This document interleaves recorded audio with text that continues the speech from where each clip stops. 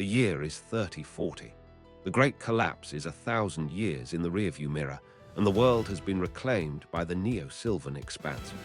What used to be skyscrapers are now just trellises for trees the size of mountains, and the elves, genetically modified descendants of humanity's elite who spliced their DNA with nature, rule the canopy. My name is Kaelen. I'm a grounder. I scavenge for old-world tech in the roots, far below the bioluminescent bridges of the highborn, and I am currently the most hated man in the kingdom of Viridia. Why? Because of a root, a gravity boot malfunction, and the lips of Her Royal Highness, Princess Yolie. Let me explain. The day it happened, I was tracking a rogue drone through Sector 7. The canopy there is dense, a mix of holographic foliage and real, sweating jungle. I was trying to salvage a pristine fusion core, a payout that would have fed me for a year. I didn't know I was trespassing on the royal hunting grounds. I heard the snap of a branch, not the mechanical whir of a drone. I turned, my boots slipping on the moss-slicked durasteel of an ancient girder. I fell forward just as someone lunged out of the brush. It was a blur of motion, green camouflage, the hum of a plasma bow, and terrified eyes. We collided. Physics took the wheel. We tumbled down a ravine, tangling in vines and limbs, until we hit a bed of soft ferns with a bone-rattling thud. I landed on top of her. My momentum carried my head forward.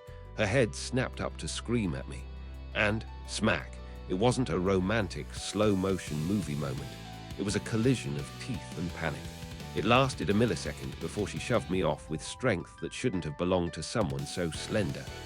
"You moron," she screamed, wiping her mouth with the back of a mud-caked glove.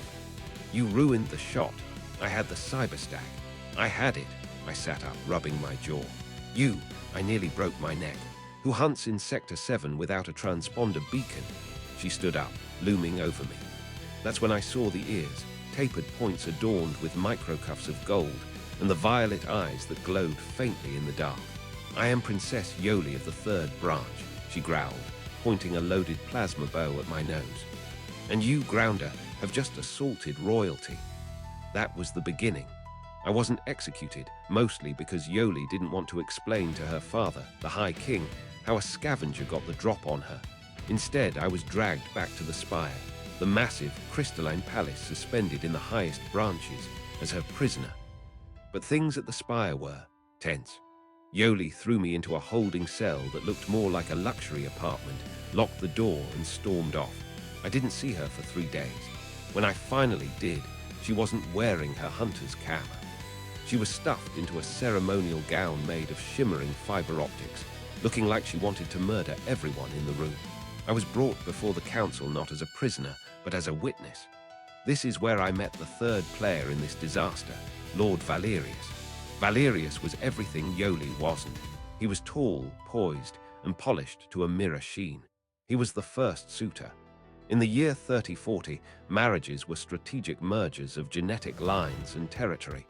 Valerius controlled the water filtration districts. Yolie needed a husband, or she lost everything.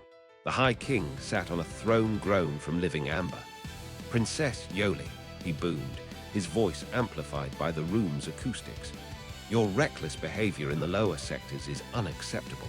You have neglected your diplomatic studies. You have insulted the ambassadors from the Iron Tribe, and you smell of swamp mud." "It's musk," Yolie muttered, picking at the uncomfortable collar of her dress. "From the stag, which I would have caught if this idiot hadn't fallen from the sky." She gestured to me. Valerius stepped forward, an oily smile on his face. "Your Majesty, perhaps the princess simply needs guidance, a firm hand. If she cannot secure a match by the festival of the Eclipse in 2 days' time, the law is clear. She loses her title. She will be exiled to the wastes." Yolie stiffened. I saw her hand twitch towards her hip, reaching for a knife that wasn't there. "I don't need a husband," she snapped. "I can provide for this kingdom. I know the forest better than any of your scouts. I can track energy signatures. I can find clean water sources." "A queen does not track," Valerius said smoothly, stepping into her personal space. "A queen sits. A queen rules. And frankly, Yolie, you act more like a feral grounder than a royal." He looked at me with disgust. Perhaps that is why you were found rolling around in the dirt with this one. Rumor has it, there was an embrace, the court gasped. Yolie's face went crimson. It was an accident, he fell on me. A likely story, Valerius sneered. If you do not choose a husband by the eclipse, I will petition the king to strip your title immediately. And since no one else will have a wild princess, your options are limited. Marry me, submit to my tutelage, or leave. She looked trapped. She was a hunter, used to open spaces and clear targets. This was political warfare, and she was unarmed. Then she looked at me. A crazy idea sparked in those violet eyes. I am considering my options, Yolie lied, her voice shaking. In fact, I have appointed this grounder Kaelen as my royal guide, to help me prepare for the hunt at the festival. The festival hunt is ceremonial, Valerius laughed. We use drones. I prefer the old ways, she said stubbornly. Kaelen stays, and that is how I became the royal guide. For the next 2 days, my life was hell. Yolie didn't want a guide. She wanted a punching bag. She hated me.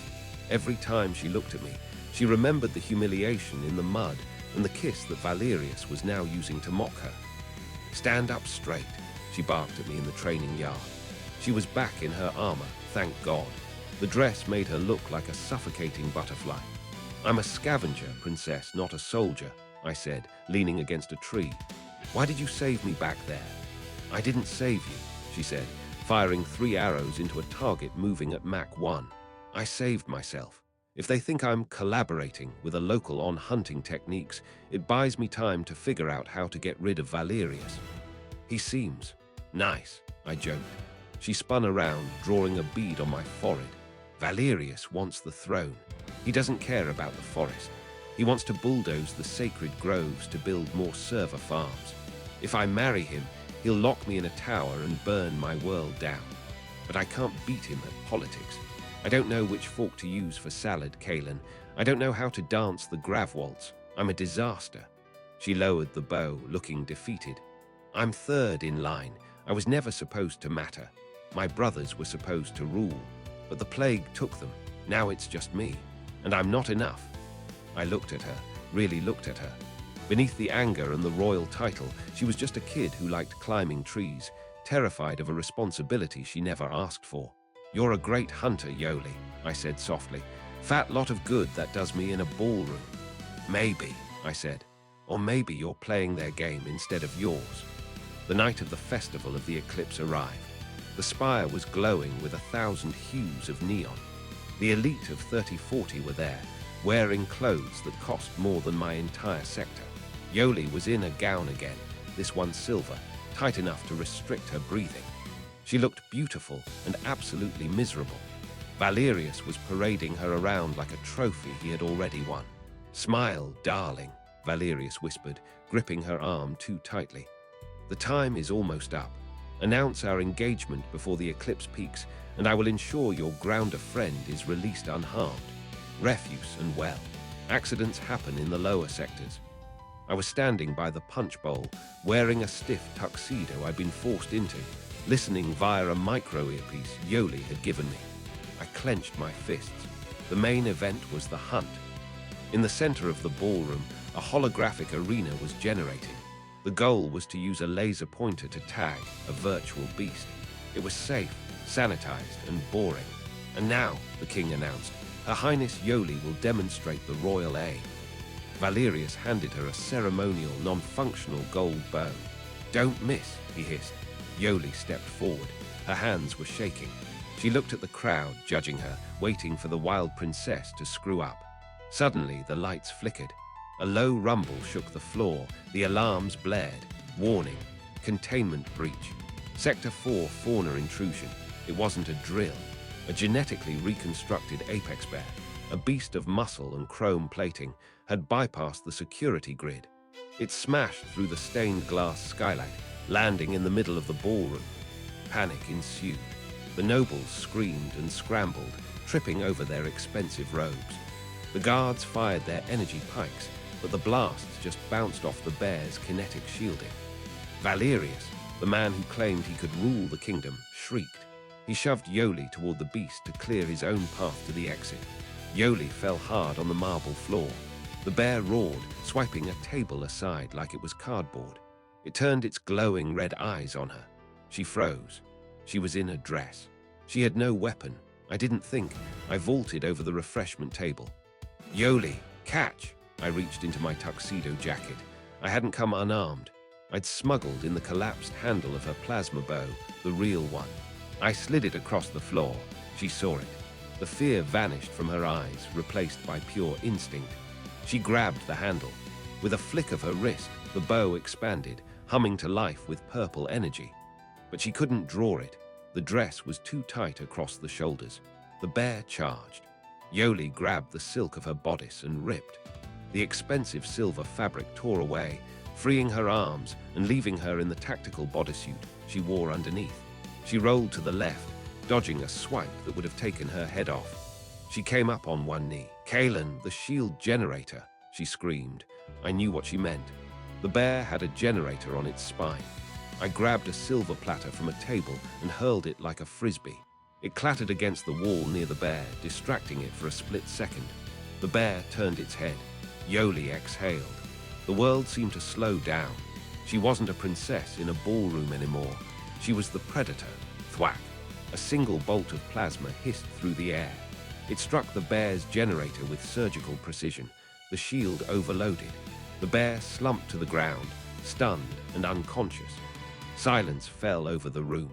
The only sound was the heavy breathing of the princess, standing amidst shattered glass and torn silk, holding a weapon of war. The king slowly stepped down from the dais. He looked at the unconscious beast, then at Valerius, who was cowering behind a grand piano, and finally at his daughter. "You," the king said, pointing at Valerius. "You shoved my daughter toward the beast," Valerius stammered, pale as a sheet. I was attempting a tactical retreat to summon help." "You are a coward," the king rumbled, "and you are unfit for my line." The king turned to Yolie. He looked stern, but for the first time there was a glimmer of pride.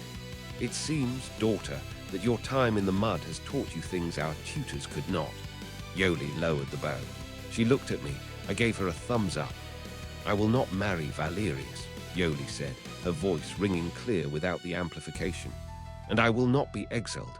I am the hunter of the spire. I protect this kingdom. That is my value." The king nodded slowly. "Agreed. The marriage edict is lifted. You will serve as the protector of the realm."